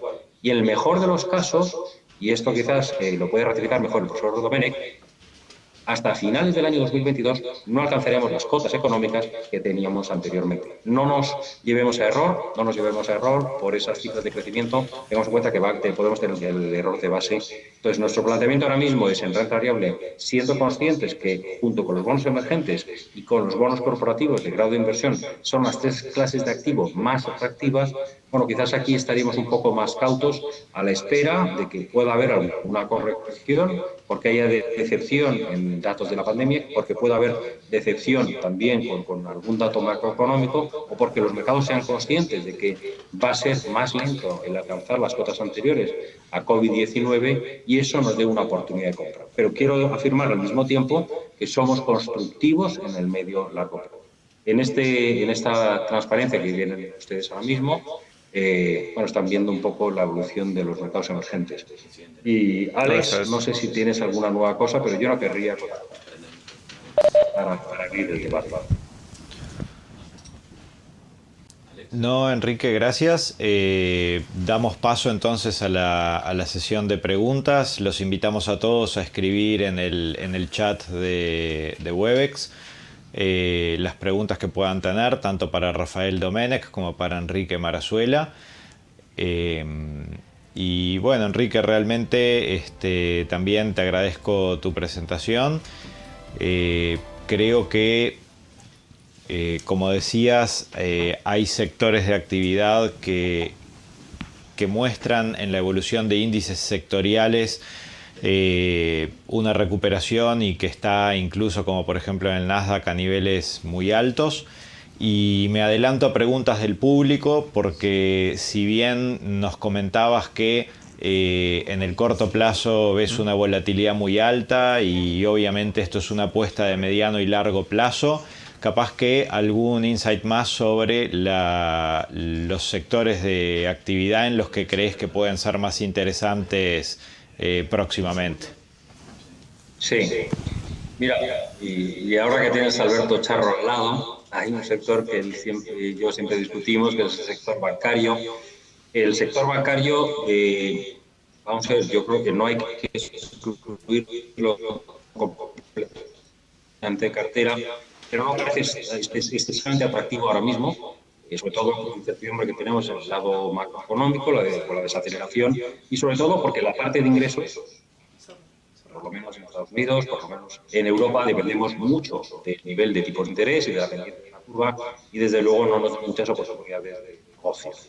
Yo creo que, por otra parte, el sector tecnológico, cuidado, yo no me sobreponderaría en él. Yo creo que ha alcanzado niveles de precios muy elevados. Podemos encontrar el racional económico, que es el que he expuesto antes, pero desde luego yo creo que en tiempos como los actuales es importante mantener desde luego la cautela, y la cautela en renta variable se consigue por medio de yo te diría quizás que como sector que nos puede parecer atractivo, y aquí ya lo ha apuntado antes Rafael Domènech hablando del precio del petróleo, es verdad que en el medio y largo plazo el petróleo ya se ha empezado su cuenta atrás, pero nos parece que los precios actuales del petróleo, en torno a $40, si hacemos la relación del West Texas y del Brent, nos parece insuficiente como para cubrir los costes, no el coste variable de extracción, sino el coste fijo al que tienes que amortizar las inversiones, y por lo tanto las compañías petroleras y petrolíferas, también de servicios de petróleo,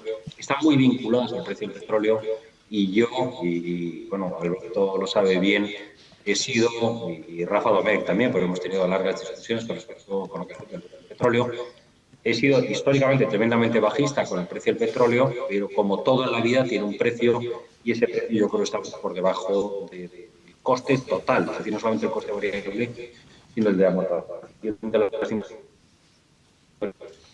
inversiones, y por lo tanto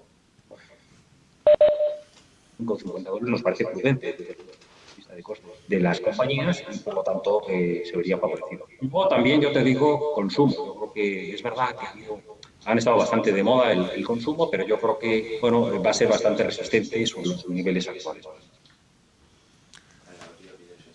Enrique, ¿tenemos micrófono abierto? Sí, Enrique o Rafael. O sea, Uruguay es un país eminentemente exportador de materias primas agrícolas. Afortunadamente no producimos ni petróleo ni cobre. Pero, ¿cómo estáis viendo a corto y medio plazo, ¿no? Tendencialmente, digamos, el mundo de los precios de las commodities, todo lo que sería la soja, el trigo, el arroz, la celulosa, todos esos inputs primarios, ¿no? Que es de donde procede gran parte de nuestras exportaciones aquí en Uruguay? Yo, si quieres, Rafa, corrígeme, luego me aventuro un poco a adelantarlo. Desde el punto de vista que tenemos de mercados, insisto, pero bueno, la gran opinión nos viene desde el lado del servicio de estudios, pero yo sí te adelantaría que lo que estamos viendo en el siglo XXI es una explosión importante de crecimiento de Asia, con mucha gente saliendo de lo que llamamos la pobreza extrema, de personas que viven por debajo de aproximadamente una referencia de $2, que están en las primeras fases de consumo. Sabes que las primeras fases de consumo están muy vinculadas a esta de una alimentación más o menos equilibrada, no de mera subsistencia, de materiales de construcción para las viviendas, etcétera, es decir, para las primeras fases de consumo. Y en ese sentido yo creo que sí va a haber demanda para este tipo de productos, una demanda muy creciente, y por lo tanto secularmente no vemos grandes amenazas en el largo plazo. No sé si querrás corregirme o añadir alguna matización. No, ninguna. El seguimiento de los mercados de materias primas lo hacéis vosotros, por supuesto, mucho mejor que nosotros. Nosotros seguimos el del petróleo, obviamente por las implicaciones que tiene a efectos económicos, a efectos de la transformación de las economías en esta, por decirlo así, en esta era de transición energética y de sostenibilidad medioambiental, pero desde hace algún tiempo lo que es el seguimiento de estos mercados de materias primas lo hacéis vosotros mejor que nosotros. Rafael, y otro tema que a mí me tiene preocupado, pero claro, me tiene preocupado desde 2008, lo cual no es... Eso es un ejemplo de por qué me tengo que dedicar a ahorrar y no a invertir, ¿no? Pero la liquidez, ¿no? O sea, estamos viviendo sobre unas masas de liquidez y a la vez de endeudamiento, ¿no? Que son históricamente altas y no se ve ningún efecto en la inflación. Y la liquidez es infinita, ¿no? ¿Cómo ves esto desde un punto de vista de equilibrio de sistemas? O sea, ¿hasta dónde se puede seguir generando moneda sin que esto tenga ningún tipo de efecto colateral negativo, ¿no? A ver, yo creo que no se ve inflación como normalmente la medimos, que es a través de los bienes de consumo, ¿no? La inflación que siguen los bancos centrales es el índice de precios al consumo y ahí no se ve inflación precisamente porque, como tú muy bien has dicho, por un problema, entre otras razones, de envejecimiento o de transición demográfica de muchas economías, lo que estamos es observando un aumento de las tasas de ahorros. El paradigma es Japón, pero que no veamos inflación de consumo no significa que no exista inflación en otros tipos, en general, de activos financieros, ¿no? Y precisamente la presentación de Enrique iba de esto, ¿no? De cómo es posible que con la pandemia, con la situación que hemos tenido, la recuperación de la bolsa, sobre todo la americana, esté a los niveles que está. Y es porque algún sitio, de alguna manera, tenemos que utilizar esa liquidez. Si no la utilizamos en bienes de consumo, si no la utilizamos en real estate en muchos países, porque ha habido una burbuja, porque los precios han caído, etcétera, etcétera, donde la utilizamos. Y este es un debate que ya viene efectivamente, como decía, ya incluso antes de la gran recesión, y es muy interesante porque básicamente en las últimas décadas lo que vamos haciendo es galopar de burbuja en burbuja. Primero tuvimos una burbuja tecnológica, luego tuvimos una burbuja financiera y también de inmobiliaria en muchos países, ¿no? En todo este periodo que va desde mediados de los años 90, años 2000 hasta el 2007, y ahora lo que hemos visto es que efectivamente pues, ha habido, no voy a decir que una burbuja, pero sí que tenemos todo este debate, ¿no? de determinados mercados de valores que están alcanzando niveles pues que es difícil de justificar sin ese exceso de liquidez. Tenemos ese endeudamiento del sector corporativo de muchos países, particularmente de Estados Unidos, que es muy, muy grande, precisamente porque como los tipos de interés son tan bajos, es que no tiene coste alguno prácticamente en términos de carga a la deuda estar endeudado, ¿no? Entonces, bueno, pero yo no diría que no hay inflación, ¿no?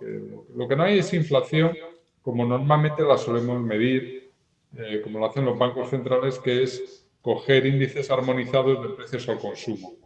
Y no la hay ahí por distintas razones. Una de ellas es la transición demográfica, otra tiene que ver con toda la irrupción de toda esta economía digital, cambios en precios relativos, como plataformas tipo Amazon, etcétera, pero prácticamente en cualquier segmento, ¿no? de consumo y de servicio está alterando los precios relativos, está eliminando márgenes, etcétera. Y bueno, por eso insisto, no significa que no haya inflación de manera generalizada en todos los activos, ¿no? Es cierto, y con la complejidad añadida de la heterogeneidad de crecimiento en los distintos bloques económicos, entre otras cosas porque en Occidente el patrón tradicional de crecimiento basado en el aumento de la población pues se ha roto, ¿no? Pero bueno, esto es un debate para cafetería o para tener una cerveza en en una terraza en verano, ahora como estáis allí. Pero tenemos, Alex, preguntas de los... Sí, Enrique y Rafael, tenemos algunas preguntas. No sé si ustedes llegan a verlas, pero voy a intentar resumirlas un poco.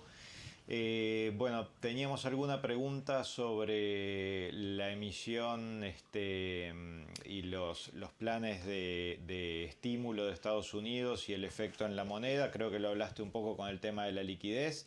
Si me pueden subir un poquito la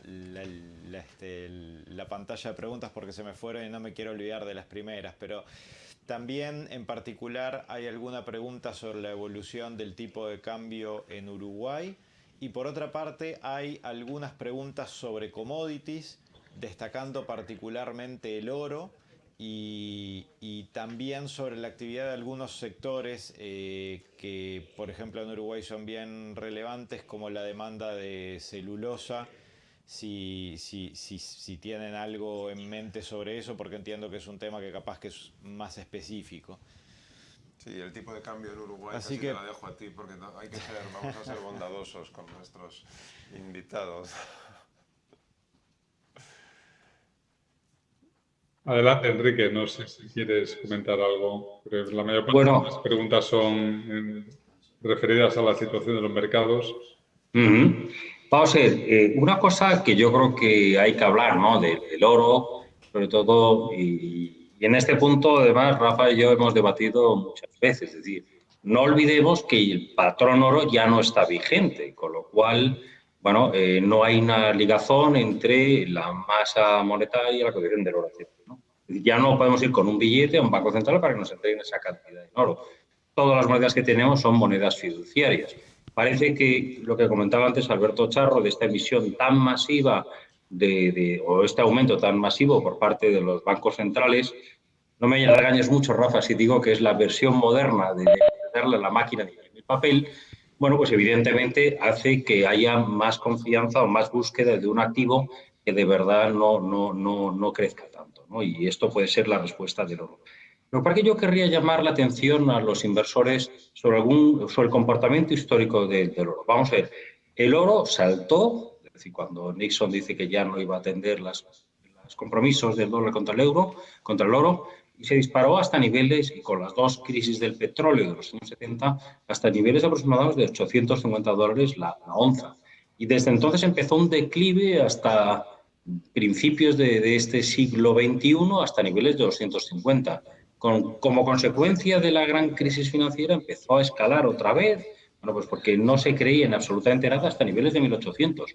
Y luego, con ocasión de la crisis soberana europea, en un país como fue Chipre, que bueno, cuando se habla de la crisis soberana, pues se habla de Irlanda, se habla de Grecia, se habla de Italia, de España, pero de Portugal, pero la gente se olvida que también ocurrió en Chipre, pues el Banco Central dijo, oye, cuidado, que vendo mis reservas, ¿no? Entonces, eso hizo que el oro se desplomara hasta niveles de 1100.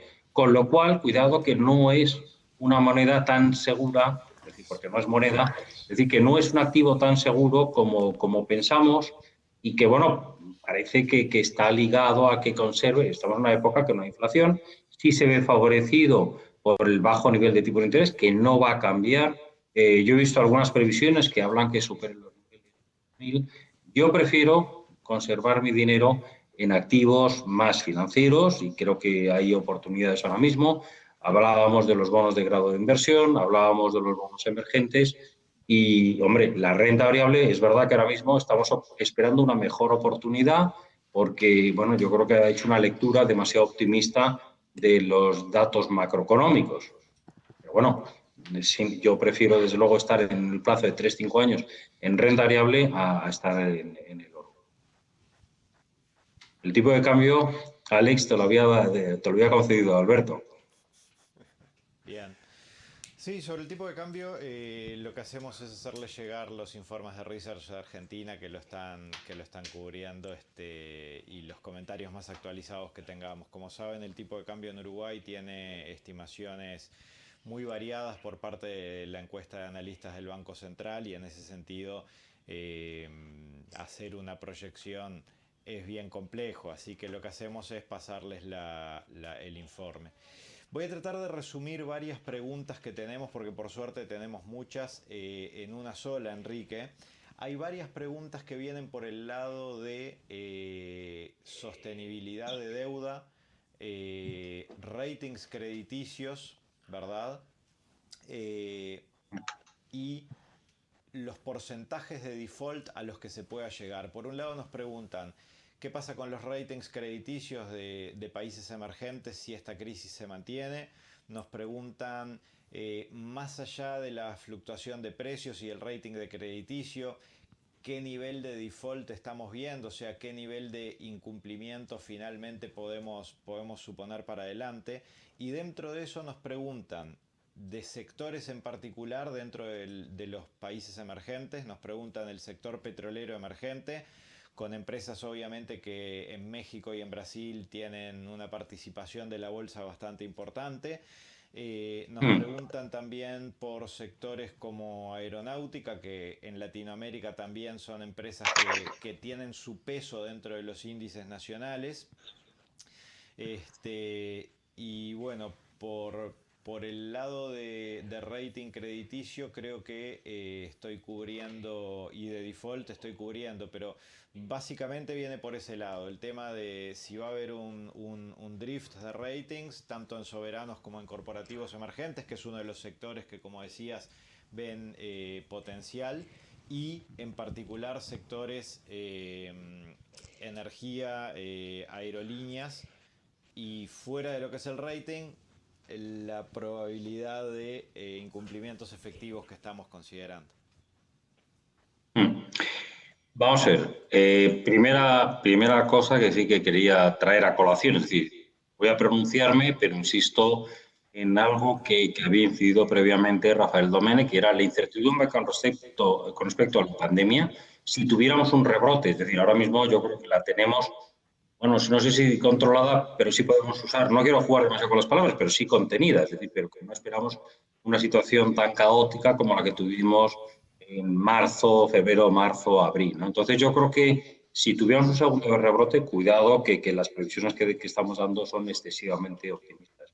La previsión que tenemos es que alcancemos cotas anteriores a la pandemia, estoy poniendo en el año 2022, pero bueno, lo que sí que es verdad es que esperamos, hemos asistido a unas caídas, una recesión muy severa, muy aguda, pero que es transitoria y que creemos que no va a ser crónica, sobre todo porque bueno, los elementos que le podían dar esa estructura, que se quedara un poco más en la estructura, han tratado de ser removidos por parte de los bancos centrales, pero estamos dentro de un mundo de incertidumbre.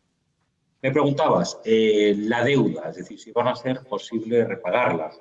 Yo creo que tenemos que tener una visión clara, y es que la deuda está sobre todo para refinanciarla. Yo sé que es una afirmación que suena demasiado financiera, pero bueno, los problemas que han tenido normalmente los emisores era porque no podían refinanciar los niveles.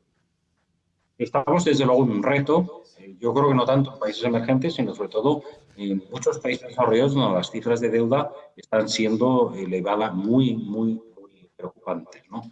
Y yo creo que en principio no veremos incumplimientos, sí y solo sí, y insisto en sí y solo sí, si somos capaces de cumplir con un proceso de consolidación de deuda, es decir, de reducción de los volúmenes de deuda pública en relación con PIB. Y eso está escrito, eso debe ser a futuro.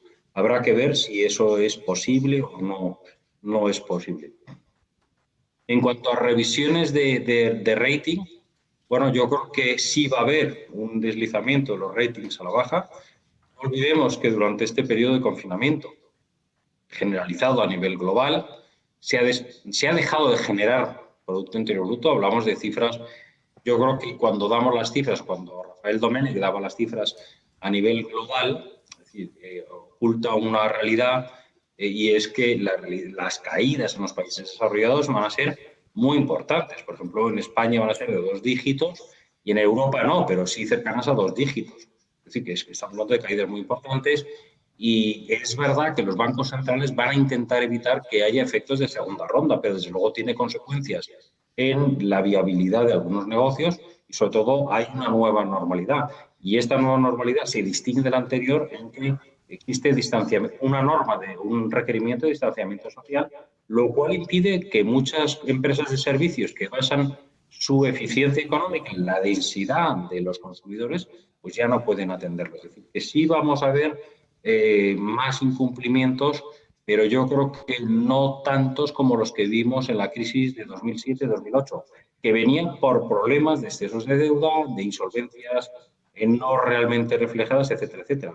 No olvidemos que esta recesión ha venido por factores exógenos, no endógenos del propio sistema, en primer lugar, no por una generalización de insolvencias como fue en el verano del 2007, la crisis inició el verano del 2007, y que esperamos que sea transitoria y que no sea crónica, no digo estructural, sino crónica, y que la resolvemos en un plazo mucho más breve. Por lo tanto, sí va a haber incumplimientos, pero desde luego no tomemos como referencia la gran crisis financiera. Esta pensamos que va a ser más benigna. Rafa, no sé si quieres añadir algo. No, que estoy totalmente de acuerdo con lo que dices, de que en principio no hay un problema de acumulación de deuda tan intenso como el que tuvimos en la crisis anterior. Por otro lado, las medidas de política económica que se han adoptado han sido bastante potentes y han ido precisamente encaminadas a proteger el tejido productivo. Y lo único que podría verdaderamente hacer que no se cumpliera esta previsión que estamos exponiendo aquí en esta presentación es, como decíamos, el riesgo de que desde el punto de vista sanitario la pandemia no se controle, no acabamos de tener un tratamiento, una vacuna eficaz, volvamos a tener un rebrote, y en ese caso sí que nos encontraremos obviamente en un escenario de riesgo en el que, como decía al final de la presentación, sí que podemos encontrarnos con un problema de excesivo endeudamiento de empresas cuyo modelo de negocio pues no es capaz de sobrevivir a la crisis económica. Pero hoy por hoy ese no es nuestro escenario base en la mayor parte de sectores y de empresas. Alex, me quedaba en el tintero, perdón, Alex, me dejaba en el tintero los sectores, es decir, que no es que no queramos pronunciarnos. En primer lugar, yo te hablaría del sector petrolero. Miro a Rafa con cara de preocupación porque cada vez que hablamos del sector del petróleo siempre piensa que me enrollo demasiado. Pero vamos, te cuento. Nosotros pensábamos que el precio del petróleo, y Alberto lo conoce, pues cuando estaba a niveles de 100, 110 iba a bajar clarísimamente por el aumento de la producción de Estados Unidos. Eran factores de oferta. Ahora yo creo que hay que tener muy en cuenta también el factor de la demanda, es decir, que vayamos viendo una sustitución paulatina del petróleo como consecuencia de que la combustión del petróleo genera gases de efecto invernadero, en concreto el CO2. Y yo creo que el gran reto está en la automoción. Yo creo que el petróleo va a tener desde luego tiene fecha de caducidad, no es este año, no es el año que viene, pero desde luego en el medio y largo plazo sí tiene fecha de caducidad. Tenemos un reto por delante, que es el tema de oferta. Pero dicho eso, a día de hoy, para que los productores de Estados Unidos, que son los que permiten que el petróleo no esté a niveles de 100, 110, etcétera, es necesario que el precio del petróleo esté por encima de $45. No es una estimación nuestra, es decir, estamos tomando el dato publicado en un informe recientemente, hace 1 o 2 meses, por parte de Financial Times. Es decir, para todos los productores de shale oil, de shale gas, el precio de 45, y no en términos de Brent, sino en términos de West Texas, es el necesario. Y ahí es donde está nuestra provisión de petróleo, ¿vale? La ha comentado antes el profesor Domenech, y por lo tanto creemos que el escenario es mejor del que están descontando los mercados. Por lo tanto, no vemos mal las compañías energéticas, las compañías petroleras. En cuanto al sector aeronáutico, pues yo te diría, cuando hablamos de la nueva normalidad, donde es necesario unas normas de distanciamiento social, etcétera, pues evidentemente el consumo de viajes aéreos, pues o también de tren, se va a reducir. Pero luego es que hay otro elemento muy importante, es decir, no solamente es la pandemia, sino, y en esto Rafa sabe mucho, de la disrupción digital. Fijaos, por ejemplo, que estamos haciendo este evento, es decir, cada persona en una localidad totalmente distinta, nos da igual las distancias de miles de kilómetros, de cientos de kilómetros. Yo creo que ese desplazamiento tan masivo que había anteriormente como consecuencia de los negocios, pero esto también es un tema de pensamiento, ¿no? Que quizás sería más bien de debate, pero yo creo que sí teníamos las condiciones objetivas para ir sustituyendo paulatinamente ese quizás monocultivo de los viajes de negocios, y bueno, tenemos alternativas Y lo que nos hacía falta era un catalizador que rompiera con inercias anteriores. Bueno, ya lo hemos tenido con el confinamiento y, por lo tanto, yo creo que no volveremos a consumir tanto vuelo, tanta línea aérea como consumíamos antes. Y, por lo tanto, la demanda de aviones será inferior a la que ha sido histórica. Bien. Enrique, hay un par de preguntas más. Esta Sí. tal vez es para los dos. Nos preguntan por las criptomonedas. Es algo que hizo más ruido, si se quiere, hace un tiempo, pero están preguntando cuál es el espacio en los mercados de capitales que todavía pueden tener o qué es los cambios que pueden estar modificando ante estas dudas que muchas veces van por ratings crediticios, por situaciones de bolsas de liquidez, por planes de estímulo de los bancos centrales, por activos alternativos como commodities o como oro. También por ahí, evitando el anglicismo de junk bonds, hablaste de bonos basura y por ahí alguien me preguntaba, no quiero dejar de contestarle, que se refería a títulos con calidad crediticia mínima, con calificación crediticia muy muy baja. Pero también nos preguntan, yendo un poco al tema de calidad crediticia, el tema de ratings crediticios, si piensan que las calificadoras pueden tener algún espacio de holgura o algún espacio de usar criterios un poco más laxos a la hora de poner downgrades en los distintos actores. Capaz que hay una distinción entre soberanos o corporativos que puede haber. Así que bueno, criptomonedas y criterios de las calificadoras. Bueno, Rafa, no sé si quieres pronunciarte tú en criptomonedas. Como quieras, Enrique. Vamos a ver, te digo, desde el lado del inversor, y te cuento un poco la visión que tenemos nosotros. Evidentemente, esta emisión tan masiva, o este aumento tan masivo de balance por parte de los bancos centrales es una tentación para que aparezca una criptomoneda que sustituya a la moneda fiduciaria. Es decir, yo creo que la moneda fiduciaria tiene límites de emisión y, desde luego, los estamos tentando como en los últimos años.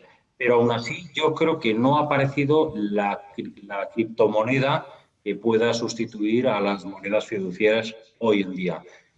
Nosotros tenemos en cuenta que tenemos el sesgo de banca privada, como tú, y que nuestro dictado es la preservación del capital.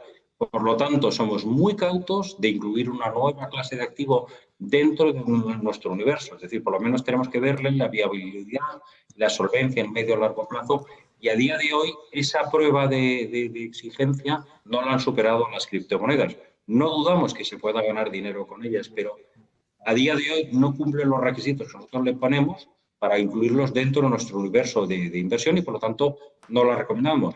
¿Puede que nos estemos confundiendo? Sí, pero preferimos ir un poco más lento a recomendar un activo donde nos estemos confundiendo. Con respecto a las compañías de calificación crediticia, si están teniendo un retraso adaptando las calificaciones crediticias a la nueva realidad, pues puede que sí. Es decir, ellas lo que tratan de hacer es un alisamiento, usando el término anglosajón, que no me gusta usar mucho, quieren hacer un smoothing de la coyuntura económica para no estar dando señales que pueden llegar a ser en un momento determinado equívocas, igual que no hace una revisión al alza hasta que de verdad no se lo exige la realidad y ya contrasta totalmente la realidad con la calificación. Yo creo que van a estar también un tanto cautas antes de empezar a hacer downgradings y recientemente lo hemos visto, con todos mis respetos, a lo mejor con dudas con respecto a la revisión que podía tener Italia. Finalmente, pues bueno, no ha tenido una revisión drástica y esto yo creo que sí que puede ser la pauta de las compañías de calificación crediticia. Pero lejos de decir, oye, que es que va muy por detrás de la curva, sino que más bien lo que tratan es de abstracción del futuro. E insisto, yo creo que no solo nosotros, sino en general las casas de análisis no están viendo esto como una crisis profunda, crónica y sostenida. Mira, ayer estuve con un gran banco de inversión a nivel global, uno de los mayores del mundo, y desde luego me están comentando que sus economistas eran súper, bueno, como ellos dicen, bullish, eran súper optimistas, pensando que la recuperación está en el inicio de una nueva recuperación económica más sostenida y más larga que el anterior ciclo, que vino desde el año 2009. No quiero decir que esta sea nuestra visión, ni muchísimo menos, pero que te digo que no vemos que esta sea una crisis larga y crónica, vamos. Yo, si me permites reflexionar aquí sobre el papel de las criptomonedas y por las que creemos que también hay que ser particularmente cautelosos, es por el conflicto que hay entre lo que es el caso de negocio para determinados inversores, para determinadas empresas, y esto tiene que ver con Bitcoin, tiene que ver con un proyecto como Libra, etcétera. Pero por otro lado está el interés de las autoridades monetarias y de los reguladores. Y esto ha sido muy claro en el caso de Libra, ¿no? Hasta la propuesta de Libra, más o menos hemos visto que las criptomonedas tenían, en principio, un papel bastante residual y los bancos centrales, los reguladores han dejado hacer. En el momento que una empresa tan importante como Facebook hace una propuesta que puede ser una competencia con respecto a la moneda fiduciaria, los reguladores y los bancos centrales se han puesto claramente enfrente. No van a renunciar al privilegio de regular las criptomonedas y ni siquiera entiendo que por intereses desde el punto de vista de gestión de política monetaria, pero también fiscal, de gestión de la propia recaudación de las haciendas fiscales, yo creo que al final lo más probable es que los gobiernos, las autoridades nacionales y supranacionales no quieran renunciar al control de la política monetaria, de la política fiscal y en general de todo lo que son los medios de pago que actualmente tienen las monedas fiduciarias. Y Alex, precio de la celulosa, no somos especialistas, es decir, ya en ese punto te podría dar una opinión muy convencional y poco fundada. Preferimos solamente opinar sobre aquello sobre lo que tenemos un estudio profundo. Muy bien, entonces me guardé la última pregunta para el final, que es de nuestros dos grandes vecinos, Brasil y Argentina. Sobre Brasil, por ahí había una pregunta que nos pedían comentario breve sobre actividad. Y sobre Argentina en particular nos preguntaban sobre el canje de deuda que está ofreciendo ahora Argentina y sobre la viabilidad y sostenibilidad de esa propuesta en el futuro. Bueno, pues si quieres contesto yo. A ver, las previsiones de Brasil van a estar muy condicionadas por el control que haga de la pandemia. Brasil, lamentablemente, está siendo un ejemplo en el que la crisis del coronavirus no está teniendo control, y esto hace que las previsiones económicas vayan empeorando prácticamente mes a mes, ¿no? Estamos todavía lejos de ver que aplanan con efectividad lo que es la curva de contagio. Brasil entraría dentro de ese patrón que en la presentación he puesto de economías o de países que no tienen todavía el contagio controlado, y por lo tanto esto condiciona mucho, ¿no? Esto lo que nos lleva es a tener una visión bastante prudente sobre el desempeño económico de la economía brasileña durante este año, ¿no? Por cómo está gestionando la crisis, y pensamos que va a ser una de las economías que más se va a resentir. De Brasil desde hace tiempo no tenemos previsiones propias de BBVA Research. Las que utilizamos son las que facilita el Fondo Monetario Internacional, que son conocidas por todos, ¿no? Y con respecto al canje de deuda, somos más optimistas después de este último intento que ha habido de acercar posiciones, ¿no? Creemos que ahora el acuerdo está más cerca. Inicialmente la propuesta que hizo el gobierno argentino estaba muy alejado de los intereses de los inversores. Al final el pragmatismo y cierta dosis de realismo pues está imponiendo, se están acercando las posiciones y pensamos que el acuerdo puede estar más cerca. Con todo, ese es nuestro escenario, en el escenario de previsión y lo que hemos visto en la presentación que yo les he hecho. Con todo eso no va a evitar que, a pesar de que haya acuerdo, pues como ven, las expectativas de recuperación económica a lo largo del próximo año pues son muy débiles para la economía argentina, porque seguiremos teniendo un problema para controlar la inflación, el déficit público y otro tipo de desequilibrios macroeconómicos. Muy bien. Pues si os parece, como una de las ventajas de la tecnología es poder ser respetuosos con el tiempo de nuestros clientes, que yo creo que es lo más valioso que tienen, pues quería agradeceros, Rafael, Enrique, vuestro apoyo hoy en este evento, vuestro protagonismo, ¿no? en este encuentro BBVA tan especial. Esperemos que tengamos ocasión de veros en directo y dar un poquito de apoyo a esas aerolíneas que tanto lo necesitan, al menos en el corredor. Encantados. Madrid-Montevideo-Madrid, que está abierto, ¿no? Y somos uno de los poquísimos países extracomunitarios que tiene hoy corredor de comunicación abierto con la Unión Europea. Dar las gracias a todos nuestros clientes, a todos nuestros amigos que han estado hoy con nosotros y bueno, hay una dirección de correo electrónico donde quien no se haya confirmado para este evento puede solicitar el envío de la presentación. Y bueno, vamos a ser optimistas y a esperar que esta salida pues sea lo más potente posible, no solo para el Uruguay, sino pues para todo el mundo. Muchísimas gracias. Muchas gracias, Rafael, Enrique. Un privilegio tenerlos con nosotros hoy. Encantado. El privilegio ha sido nuestro y sobre todo agradecer de nuevo a todos los asistentes a este seminario. Muchísimas gracias. Y como dicen los psicólogos... Pues yo digo exactamente lo mismo. Ha sido un placer, ha sido un honor y muchísimas gracias por darnos la oportunidad.